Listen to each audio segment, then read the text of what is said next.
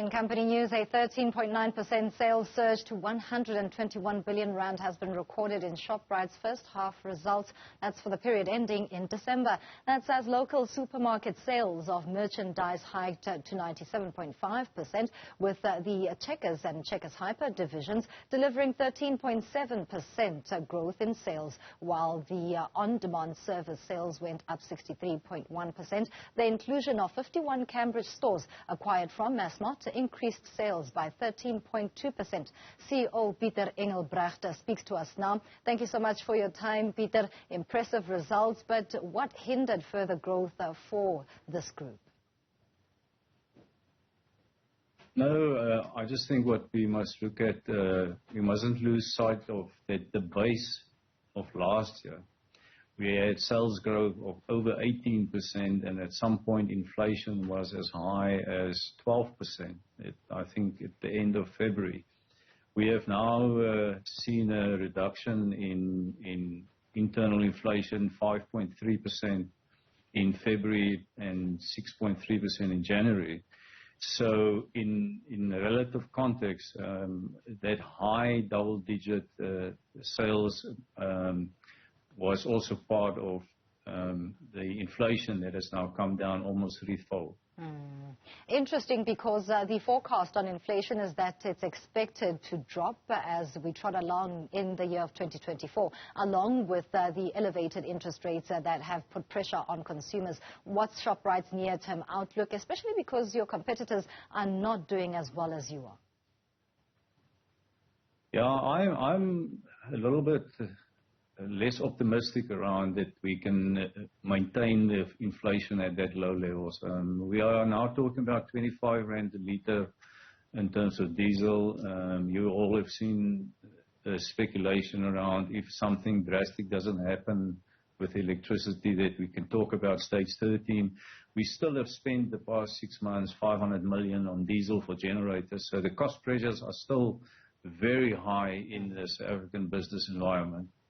The affordability model that Shoprite uses and has maintained for a number of years, it still bodes well for the company. Could that go a step further in easing the pressure that South African consumers face?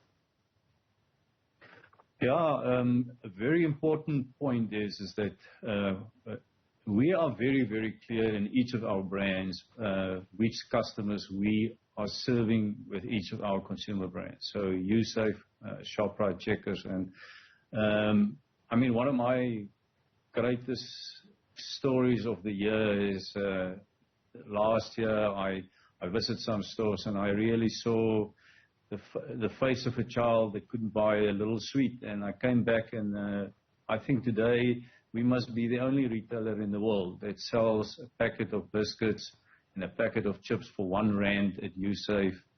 You can pick it up off the pavement and put a smile on a kid's face. Yeah. Similarly, in Shoprite, we sell over 1.5 million items under 5 rand and under every week, because that is what we do. We every day we think of how we can make life more affordable, how we can help people to put food on the table, because we understand that in this country we have more than 10 million people living off 350 rand a month.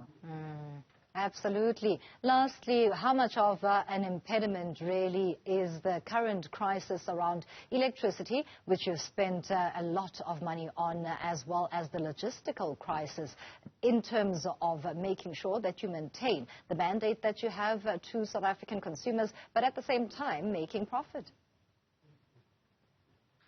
Yeah, it's not something that we can wish away. I mean, we have to own it and we have to deal with it. We are doing lots of interventions in terms of how we can mitigate the situation around electricity and the load shedding that we have. But there's no short-term solution.